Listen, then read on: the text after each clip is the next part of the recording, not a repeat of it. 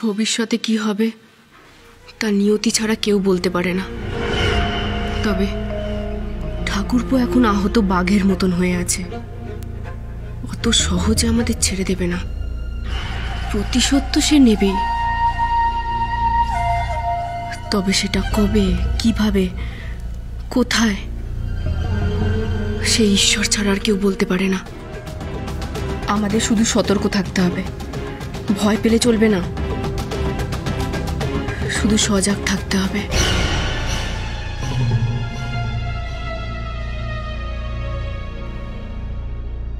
কি করছিস তুই?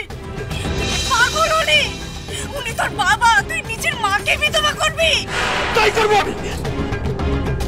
আগে গোড়াটাকে কেটে ফেলে দেবো, তারপরে বীজগুলোকে নিকেশ করে আমি আমাদের বংশের নতুন ইতিহাস লিখবো। মাধুরী,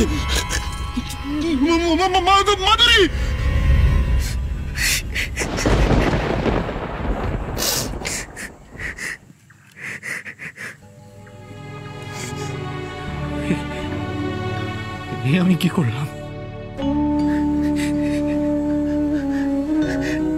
আমি কি করলাম?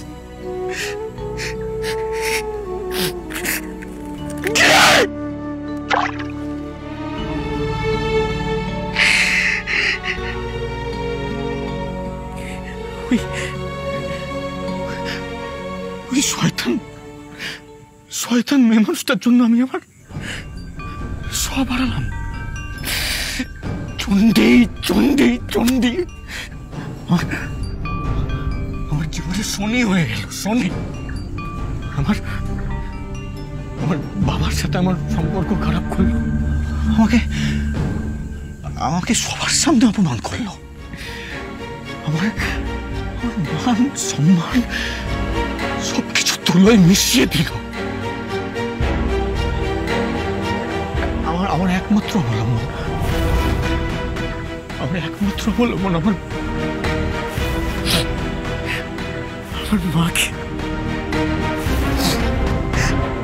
মাকেও আমি হারালাম, বাড়িতে ঢোকার অধিকার খোয়ালাম,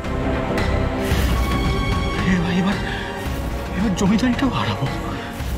সব হারিয়ে আমি সর্বশান্ত হয়ে যাবো ওই একমাত্র মেয়ে চণ্ডীর জন্য।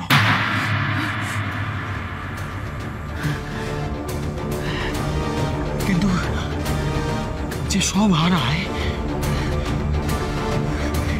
তারা নতুন করে কিছু হারানোর ভয় থাকে না।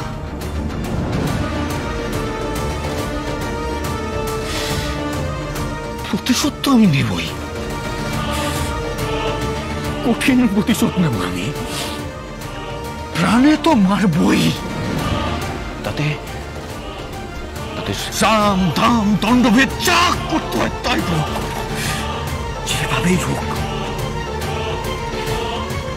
যেভাবেই হোক আমি ওকে শেষ করবই। নিজের কাছে নিজের প্রতিজ্ঞা। স্বয়ং সিদ্ধা, সোম থেকে শনি সন্ধ্যে ৭টায়, আকাশ ৮-এ।